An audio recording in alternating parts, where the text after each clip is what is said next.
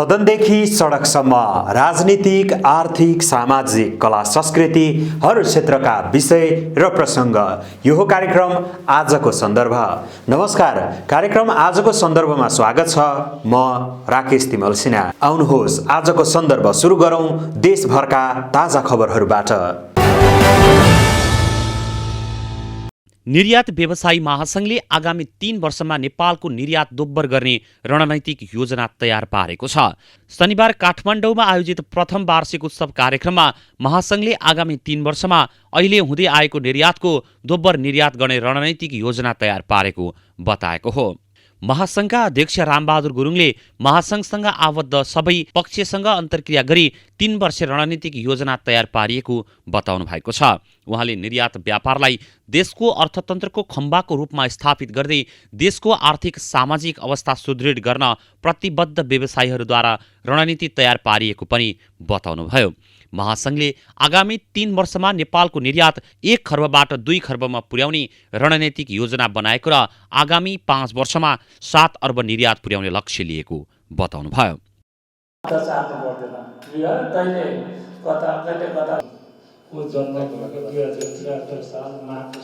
अब आगामी दिनमा कसरी यो निर्यातलाई बढाउने, अब हामी सरकारलाई मात्रै दोष लगाउने, मजदुरलाई मात्रै दोष लगाउने होइन, हामी व्यवसायहरू आफै चाहिँ जिम्मेवारी बन्नु पर्यो भन्ने कुरामा निर्यात व्यवसाय महासंघको काम र कर्तव्य के हो भन्दाखेरि व्यवसायलाई संरक्षण गर्ने, सरकार र व्यवसायको बीचमा समन्वय गर्ने, नीतिगत पोलिसीमा चाहिँ कहाँ कमजोरी छ हाम्रो छलफलबाट निकालेर सरकारसँग प्रस्तुत गर्ने र समन्वय गर्ने काम चाहिँ यो निर्यात व्यवसाय महासंघले नेपालको चाहिँ निर्यात गर्ने वस्तु निर्यात गर्ने व्यवसायको लागि सदैव चाहिँ यो सङ्घले चाहिँ काम गर्छ भन्ने कुरा यहाँहरूसँग विश्वास दिलाउन चाहे। र अब हाम्रो निर्यात चाहिँ हामीले एउटा स्ट्राटेजी प्लान बनायौँ। स्ट्राटेजी प्लान बनाउँदाखेरि हामीले 5 वर्षमा के गर्ने, कति गर्न सक्छौँ भन्दा 3 वर्षमा 3 गुणा गर्ने या 2 गुणा गर्ने, 1 अर्ब खर्बको वरिपरि अहिले निर्यात छ भने त्यसलाई हामीले 2 गुणा गरे भनेपछि भन्ने बित्तिकै 2 खर्बभन्दा बढी गर्नुपर्छ भन्ने हाम्रो निचोड छ। निर्यात व्यवसाय महासंघले यो कुरा 5 वर्षमा 7 खर्ब रुपियाँ गर्ने भन्दाखेरि 2 वर्षमा हामी पूर्वाधार निर्माण गर्ने, बजारको व्यवस्थापन गर्ने, राज्यसँग चाहिँ पर्याप्त मात्रामा लोनको व्यवस्था गर्ने। पुँजी बिना एक्सपोर्ट हुन सक्दा निर्यात गर्न गाह्रो हुन्छ। त्यसैले हामीलाई वित्तीय क्षेत्रमा चाहिँ प्रशस्त चाहिँ हामीले पाउनु पर्ने सुविधा भन्ने कुरामा हामीले राखेछौँ। निर्यात बढाउनका लागि महासंघले सरकार र व्यवसायीहरूको बीचमा समन्वय गरी निर्यात व्यवसायको संरक्षण गर्ने काम गर्दै आएको पनि अध्यक्ष गुरुङको भनाइ छ। यस्तै निर्यात प्रवर्धनका लागि उपयुक्त नीतिगत एवं व्यावहारिक व्यवस्थाका लागि महासंघले छोटो समयमा महत्त्वपूर्ण कार्य गर्न सफल भएको उहाँको भनाइ छ। वरिष्ठ अधिवक्ता टीकाराम भट्टराईले सर्वोच्च अदालतले बलपूर्वक नभई सरल र सहज तरिकाले संविधानको व्याख्या गरी प्रतिनिधि सभा विघटन विरुद्धको मुद्दामा फैसला गर्ने विश्वास व्यक्त गर्नुभएको छ। शनिबार काठमाडौँमा आयोजित एक साक्षात्कार कार्यक्रममा बोल्दै वरिष्ठ अधिवक्ता भट्टराईले सर्वोच्च अदालतबाट विश्व जगतलाई नै आश्चर्य पार्ने गरी बलपूर्वक संविधानको व्याख्या गर्नु नहुने तर सरल र सहज व्याख्या हुने विश्वास रहेको बताउनुभयो। सर्वोच्च अदालतले के गर्छ? सर्वोच्च अदालतमा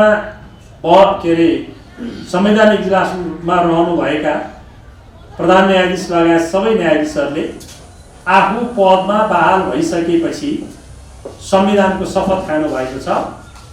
म यो संविधानको संरक्षण गर्नेछु भनेर शपथ खानुभएको छ। जुन संविधानको शपथ सर्वोच्चका न्यायाधीश र संवैधानिक इजलासका प्रधान न्यायाधीश सहितका न्यायाधीशहरूले खानुभएको छ, त्यही संविधानको विपरीत हुने गरी र आफूले खाएको शपथ विपरीत हुने गरी फैसला हुन्छ भनेर हामी कल्पना पनि गर्न सक्दैनौँ। संविधानको संरक्षण, संविधानको प्रवर्धन, लोकतन्त्रको प्रवर्धन र संविधानवादको प्रवर्धन हुने गरी नै सर्वोच्च अदालतले फैसला गर्छ, अन्यथा गर्न सक्दैन। सारा केपी शर्मा ओली बाहेक, प्रधानमन्त्री केपी शर्मा ओली बाहेक सारा मुलुक यो असंवैधानिक विघटनको विरुद्धमा छ, प्रेस जगत विरुद्धमा छ, नागरिक समाज विरुद्धमा छ, लिगल कम्युनिटी विरुद्धमा छ र संसारमै अहिले संसारका जुरिस्टहरूले नेपालको संवैधानिक विकासक्रमलाई नजिकबाट हेरिरहेका छन्। सारा संसारका जुरिस्टहरूले, संविधानविदहरूले, नेपालका न्यायाधीशहरूले उनीहरूले पनि नेपालको संविधान पढेका छन्। संविधानमा प्रष्ट अक्षरमा लेखिएको व्यवस्थाका प्रतिकूल नेपालको सर्वोच्च अदालतले फैसला गर्छ होला भन्ने विश्व जगतले पनि अनुमान गरेको छैन। यसर्थ विश्व जगतलाई आश्चर्य पार्ने गरी यो संविधान विपरीत यो प्रतिनिधि सभाको जुन विघटन सम्बन्धी मुद्दा विचाराधीन छ, विश्व जगतलाई आश्चर्य पार्ने गरी यसको बलपूर्वक व्याख्या हुँदैन, यसको सहज र सरल व्याख्या हुन्छ। मलाई विश्वास छ बलपूर्वक होइन, सहज र सरल व्याख्या गरेर प्रतिनिधि सभा पुनर्स्थापित हुनेछ। यति बताउनुभयो। संसारका कानुनविदहरूले नेपालको घटनालाई नजिकबाट हेरिरहेकाले सर्वोच्च अदालतबाट बलपूर्वक संविधानको व्याख्या नहुने बताउनुभयो। संविधानको शपथ खाएर न्यायाधीश बन्नुभएका न्यायाधीशहरू संवैधानिक इजलासमा रहनुभएकाले उहाँहरूले आफूले खाएको शपथ विपरीत हुने गरी फैसला गर्नुहुन्छ भन्ने कल्पना समेत गर्न नसकिने भट्टराईको भनाइ छ। नेपाली प्रतिभा प्रतिष्ठान बेलायतले वरिष्ठ साहित्य साधक डाक्टर राजेन्द्र विमललाई प्रतिभा सम्मान र युवा कवि विमला तुमखेवालाई प्रतिभा पुरस्कारबाट सम्मानित गरेको छ। प्रतिष्ठानले शनिबार काठमाडौँमा विशेष कार्यक्रम गरी स्रष्टाद्वयलाई सम्मान गरेको हो। कार्यक्रमका प्रमुख अतिथि नेपाल प्रज्ञा प्रतिष्ठानका कुलपति गंगाप्रसाद उप्रेतीले 1 लाख रुपैयाँ नगदसहित कवि तुमखेवालाई प्रतिभा पुरस्कारबाट पुरस्कृत गर्नुभएको हो। वरिष्ठ साहित्यकार राजेन्द्र विमलका तर्फबाट सम्मान लिनका लागि उहाँका छोरा उपस्थित हुनुहुन्थ्यो। प्रतिभा सम्मानको राशि 50,000 रुपैयाँ रहेको छ। दुवै स्रष्टालाई नेपाली साहित्यको श्रीवृद्धिमा योगदान पुर्याए बापत सम्मानित गरिएको हो। महानगरपालिकाले महानगरभित्र रहेका बालबालिकाहरूलाई न्यानो कपडा वितरण गरेको छ। बालबालिकासँग मेयर कार्यक्रम अन्तर्गत सरकारी विद्यालयमा अध्ययनरत विद्यार्थीहरूको शैक्षिक निरन्तरताका लागि लक्षित वर्गका विद्यार्थीहरूलाई महानगरको शैक्षिक विकास योजना अनुसार न्यानो कपडा हस्तान्तरण गरिएको हो। पहिलो चरणको कार्यक्रममा वडा नम्बर 23, 24 र 25 का 6 विद्यालयमा अध्ययनरत 287 जना विद्यार्थीलाई चिसो बढेसँगै यसबाट जोगाउन र विद्यालयमा थप आकर्षित गर्न न्यानो कपडा प्रदान गरेको महानगरले जनाएको छ। महानगरका प्रमुख रेणु दाहालले आर्थिक रूपमा विपन्न, बाढी पीडित, असहाय दलित परिवारलाई ECD देखि कक्षा 5 सम्मका सबै बालबालिकाहरूलाई न्यानो कपडा वितरण सुरु गरिएको बताउनुभयो। सामुदायिक विद्यालयका भवनहरू 3 कोठे 4 कोठे भवन निर्माणका कामहरू अगाडि बढेका छन्। विद्यालयका रङरोगनका कामहरू अगाडि बढेका छन्। विद्यालयका फर्निचरका कामहरू अगाडि बढेका छन्। त्यसै गरी हामीले विद्यालयलाई स्कुल बस, विद्यालयमा अलि टाढा भौगोलिक हिसाबले पनि अलि कठिनाइ भएका विद्यार्थी, टाढाबाट आउनुपर्ने विद्यार्थीहरूलाई मध्यनजर गरेर निरन्तरता होस् भनेर, सहजता प्रदान होस् भनेर हामीले सामुदायिक विद्यालयहरू 5 वटा विद्यालयहरूलाई अहिले स्कुल बस वितरण प्रदान गरिएको छ।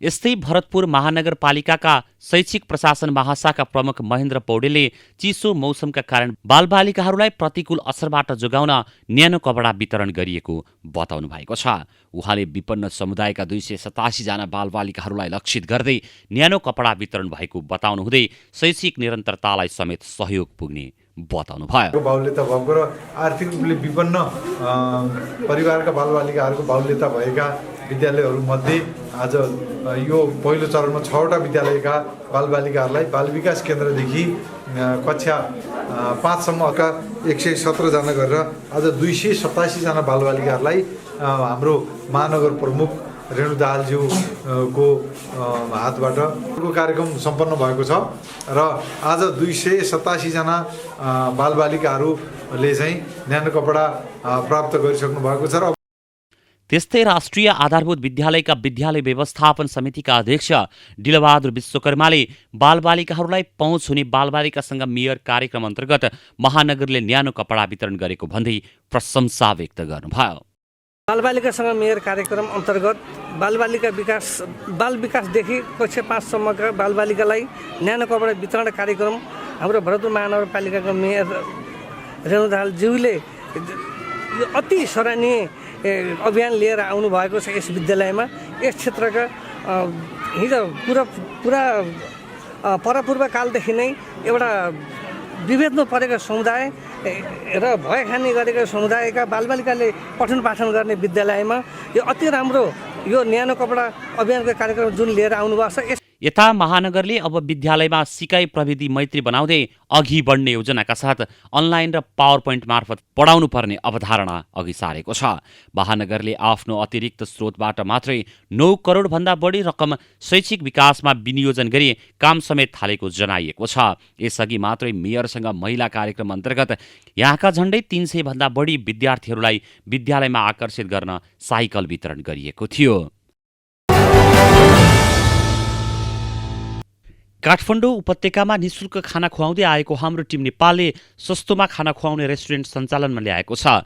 कोभिड-19 रोकथाम तथा नियन्त्रणका लागि सरकारले लकडाउन गरेपछि समस्यामा परेका मानिसलाई खाना खुवाउँदै आएको हाम्रो टिम नेपालले काठमाडौँको अनामनगरमा सस्तोमा खाना खुवाउने रेस्टुरेन्ट सञ्चालनमा ल्याएको हो।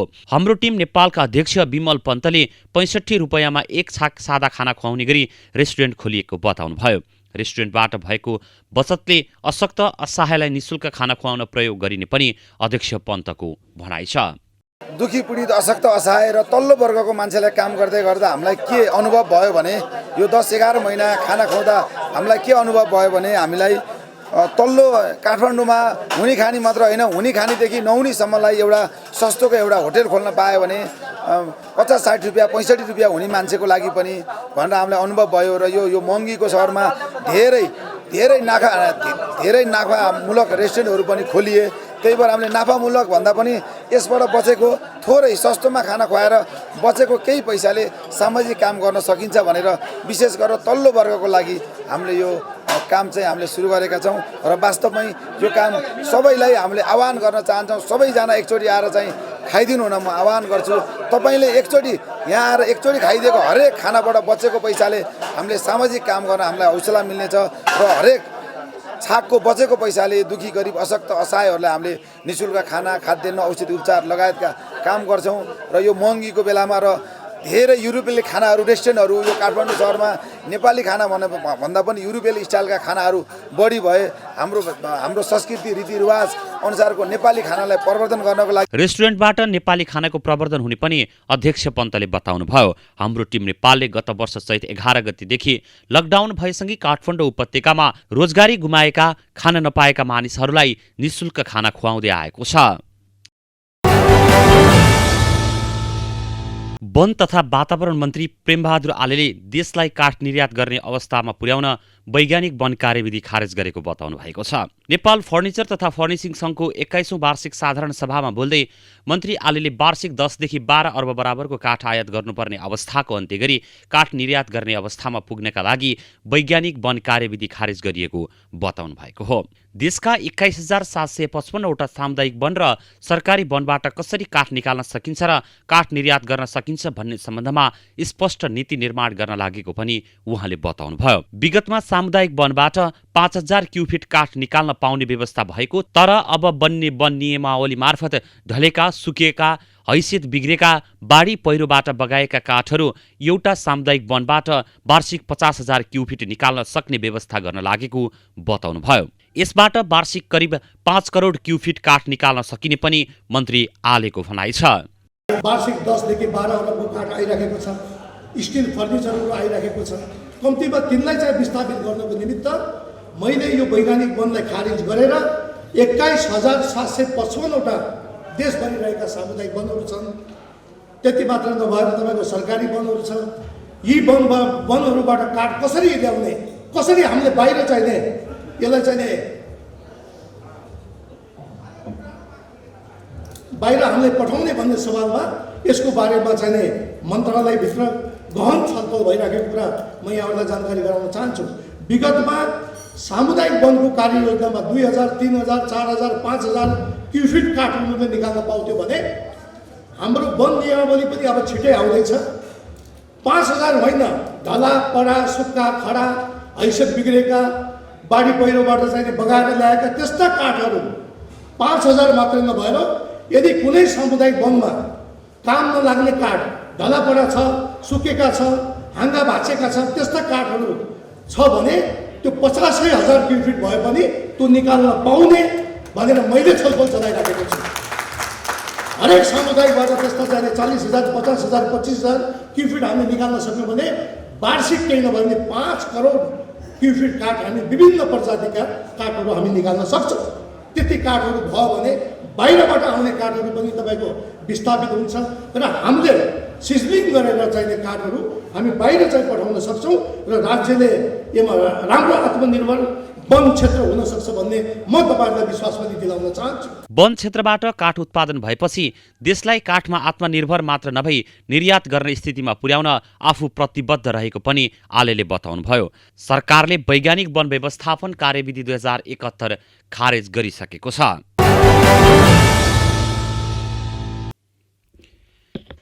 नेपाली कांग्रेसका उपसभापति विमलेन्द्र निधिले देशको आर्थिक विकासमा सहकारी क्षेत्रको योगदान महत्त्वपूर्ण भएको बताउनु भएको छ। नेपाल सहकारी बैंकले आयोजना गरेको कार्यक्रममा बोल्दै उपसभापति निधिले देशको राजनैतिक र गैर राजनैतिक क्षेत्रमा सहकारी क्षेत्रको योगदान महत्त्वपूर्ण भएको बताउनु भएको हो।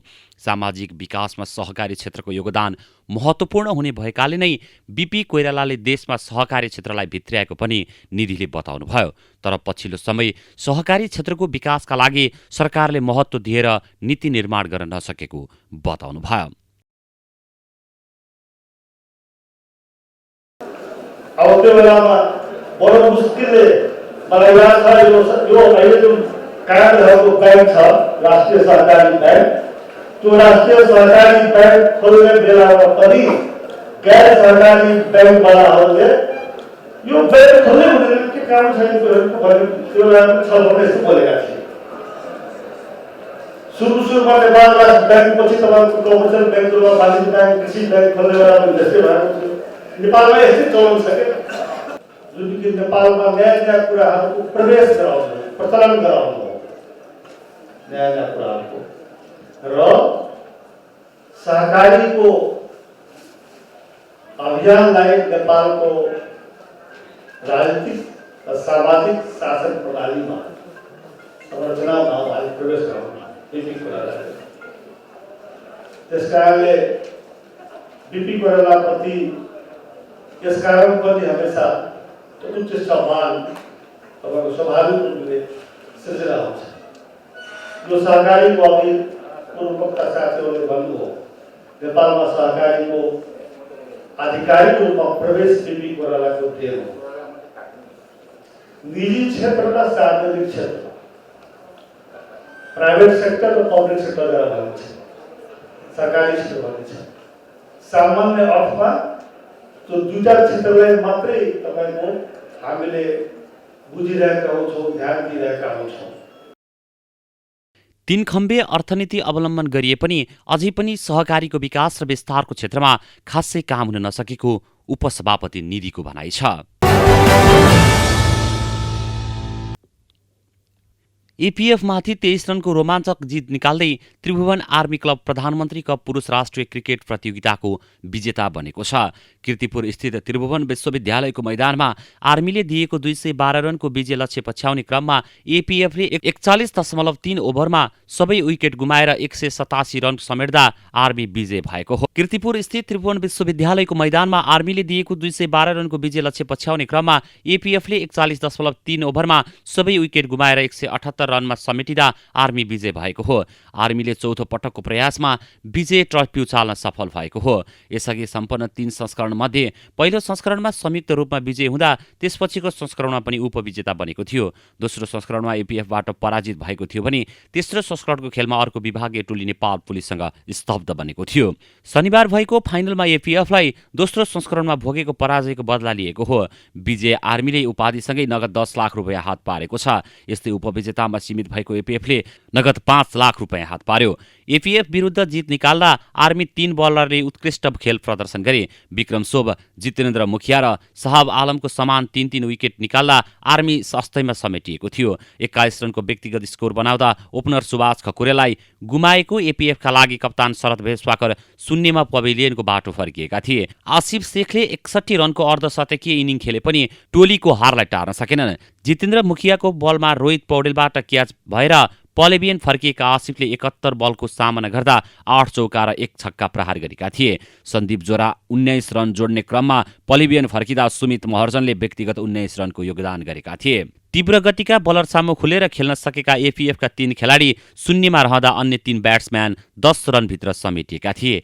यसअघि टस हारेर पहिलो ब्याटिङको निम्तो पाएको आर्मीले 50 ओभर खेलेर 9 विकेटको क्षतिमा 211 रन जोडेको थियो। आर्मीका लागि हरिबहादुर चौहान एक्लैले 58 रन जोडेका थिए। राजेश पुलामीले 28 रन जोड्दा सहब आलमले 14 बलमा 25 रन जोड्दै नट आउट रहे। 3 विकेट गुमाउँदा 47 रन मात्र जोडेको आर्मीका लागि लोकेश बाउले 15, रोहित पौडेलले 13, विक्रम सोब र अनिल मण्डलले समान 11-11 रन बनाएका थिए। कप्तान विनोद भण्डारी र भीम सार्कीले समान 7 रन जोडे। आर्मीको 9 विकेट निकाल्न एपीएफका अविनाश बोहराले सर्वाधिक 4 विकेट हात पार्दा किशोर महतोले 2 आफ्नो नाममा लेखाए। यस्तै कप्तान शरद भेषवाकर, भुवन कार्की र कमल सिंह ऐडीले 1-1 विकेट लिए। नेपाल राष्ट्र बैंकका गभर्नर महाप्रसाद अधिकारीले नगद रहित समाज निर्माणका लागि क्यूआर कोडको प्रयोग महत्त्वपूर्ण हुने बताउनु भएको छ। नबिल बैंक लिमिटेडले काठमाडौँको कुलेश्वर स्थित थोक फलफुल बिक्री केन्द्रमा लागू गरेको क्यूआर कोडबाट भुक्तानी सेवाको उद्घाटन गर्दै गभर्नर अधिकारीले नगद रहित समाज निर्माणका लागि क्यूआर कोडको प्रयोग सबैभन्दा उत्तम रहेको बताउनुभयो। पैसाको माध्यमबाट कोभिड-19 संक्रमणको जोखिम हुन सक्ने भएकाले पनि अहिलेको अवस्थामा क्यूआर कोडबाट भुक्तानी गर्ने व्यवस्था गर्नु सान्दर्भिक रहेको बताउनुभयो। गभर्नर अधिकारीले आफू पैसामा हस्ताक्षर गर्ने व्यक्ति भए पनि आफूले हस्ताक्षर गरेको नोटको प्रयोग कम भए हुन्थ्यो जस्तो लागेको पनि बताउनुभयो। नगदको प्रयोग कम हुँदा देश, बैंक, व्यवसायी र सर्वसाधारण सबैलाई फाइदा पुग्ने उहाँको भनाइ छ। यस्तै नगदको प्रयोग सकेसम्म कम गरेर दैनिक कारोबार गरी आफ्नो व्यवसायलाई व्यवस्थित बनाउन सकिने पनि गभर्नर अधिकारीले बताउनुभयो। तपाईको खल्तीमा एटीएम कार्ड छ, भिसा मास्टर, त्यो एटीएम कार्ड गएर एटीएम मेसिनबाट तपाईको खाताको पैसा ड्र गर्नुहुन्छ। तपाईले केही पैसा तिरे जस्तो लाग्दैन, तर त्यसबाट बाहिर 6 देखि 7 रुपैयाँ गइरहेको छ। एकचोटि तपाईले ड्र गरे बापत चाहे तपाईले 1000 रुपैयाँ निकाल्नुस् चाहे 2 लाख निकाल्नुस्, हैन, त्यसमा थ्रेसहोल्ड त होला। तर यो क्यूआरमा कहीँ कतै त्यस्तो खालको अप्लिकेसन छैन, बाहिर पैसा जाँदैन। राज्यलाई फाइदा छ, त्यसपछि ब्याङ्किङ सिस्टमलाई फाइदा छ। म नोटमा सही गर्ने व्यक्ति हुँ, मैले सही गरेर नोट बेसीभन्दा बेसी तपाईँहरूको हातमा पुग्यो हुन्थ्यो भन्ने लाग्न सक्छ नि, तर मलाई त्यो चाहना छैन। मलाई सिस्टम सुधार्नु छ। मेरो सोसाइटी सुशासित सोसाइटी मलाई चाहना छ। यो सोसाइटी लेस क्यास सोसाइटी होस् भन्ने मेरो चाहना छ। सोसाइटीमा जति बेसी क्यास चल्छ, क्यास भन्ने कुराले विकृति ल्याउँछ, त्यहाँ कयौँ कम्प्लिकेसन आउँछ। तपाईँले नि यी पसलमा क्यास बुझ्नुभयो, बुझ्ने क्यासियर चाहियो, त्यो क्यास ह्यान्डल गर्नु पर्यो, बाकसमा सेफमा राख्नु पर्यो, ब्याङ्क काउन्टरसम्म लिएर जानु पर्यो, जम्मा गर्नु पर्यो, काउन्टरको मान्छेले गर्न थाल्नु पर्यो, मेसिन चलाउनु पर्यो। यहीँ पनि काउन्ट गर्दा ठिक छ छैन बुझ्न थाल्नु पर्यो, मुठा गर्नु, पकेट गर्नु, जेलमा अर्को कस्टमर अर्को पसलतिर बुझिसक्ला। यी सबै कुरा क्लिकमा तपाईँले जब गर्नुहुन्छ, टचलेस जब गर्नुहुन्छ, तपाईँको अर्को कस्टमरलाई सर्भिस दिन पाउनुभयो। तपाईँको पैसा खातामा गइसक्यो, त्यहाँ गनी पनि राख्नु परेन, बोकी पनि राख्नु परेन, चोर लागि भन्ने डर पनि भएन, मिसिङ कहीँ कता मिसप्लेस होला कि भन्ने डर पनि भएन। त्यो खालको सहजता, त्यो खालको कन्भिनियन्स, त्यो खालको एफिसियन्सी, त्यो खालको टाइम सेभिङ, कस्टमरलाई सहजता हामी क्यूआरबाट पाइरहेको छ। कुनै एक्स्ट्रा कस्ट यसमा छैन। हामी जुन दिनसम्म क्यासको आदान प्रदान गरिराख्छौँ, अर्थात् एक अर्का बिचको क्यास सरेर गइरहेको छ, सङ्क्रमण बढ्ने पनि त्यतिकै सम्भावना छ। त्यसले गर्दा हामी पेमेन्टमा संलग्न व्यक्तिहरूले कोभिडबाट बाहिर निस्कनलाई पनि यो खालको मेजर अपनाउनु जरुरी छ। अघि साथीले भन्नुभयो यो कोभिडको पिरियडको लागि मात्रै होइन, यो अनन्त सधैँलाई हो। हामीले सुरु गरेपछि सधैँ लाग्छ। यो यही मात्रै सीमित छैन। यहाँहरू व्यापार गरिराख्नु भएको छ, बिजनेसमा हुनुहुन्छ, बिजनेसमा हुने व्यक्तिको तपाईँको बिजनेसको स्ट्याटस के हो, तपाईँको हैसियत के हो, कसरी थाहा पाउने थाहा छैन। म ब्याङ्कर हुँ, यहाँले चाहिँ 10 लाखको कारोबार गर्नुभएको छ कि 20 लाख पैसा मुठा कहिले ल्याउनु होला, आफू लेनदेन गर्नुहुन्छ थाहा छैन। क्यूआरबाट कारोबार हुनसाथ तपाईँको एभ्री रेकर्ड ब्याङ्कको अकाउन्टमा रहन्छ। प्रत्येक कारोबार तपाईँको ब्याङ्कको अकाउन्टमा रिफ्लेक्ट हुन्छ।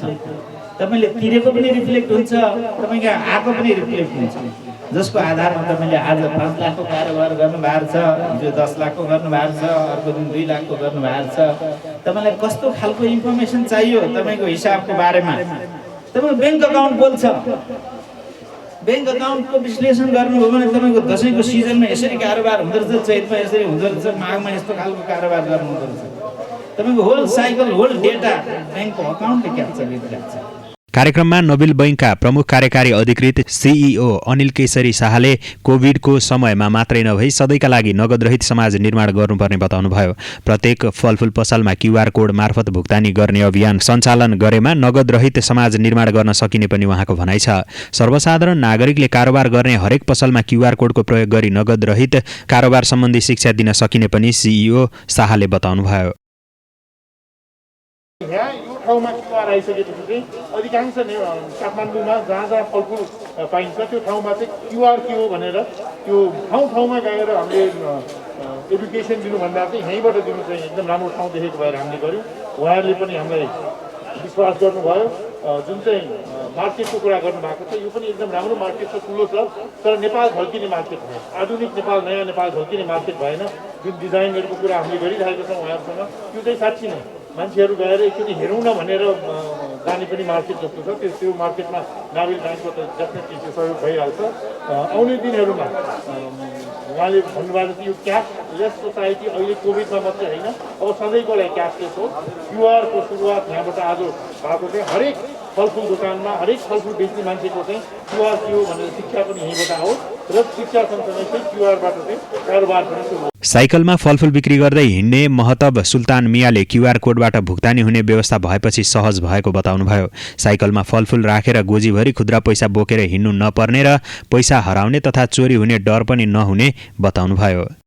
मलाई धेरै फाइदा भयो किनकि पैसा पनि बोक्नु परेन। पैसा बोके त टेन्सन हुन्थ्यो नि, यसो सफर गर्दा कुनै मान्छेले छिन पनि सक्थ्यो पैसा हेरेर, लफुवाहरूको टेन्सन भएन, मान्छे चाहिँ बिन्दास भयो। अब चाहिँ राम्रो भयो।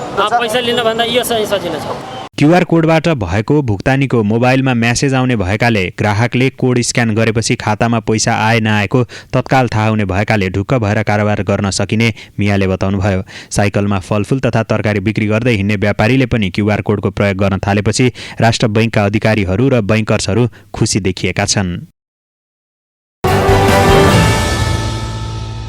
हवस् त कार्यक्रम आजको सन्दर्भ यति नै। कार्यक्रम कस्तो लाग्छ प्रतिक्रिया सल्लाह सुझाव दिनका लागि तपाईँले हामीलाई फेसबुक र युट्युबमा पनि फलो गर्न सक्नुहुनेछ। कार्यक्रमबाट म राकेश तिमल सिन्हा पनि बिदा हुन्छु। हेर्दै गर्नुहोला बागमती प्रदेशको राजधानी हेटौँडाबाट सञ्चालित पहिलो satellite television national gold television. नमस्ते।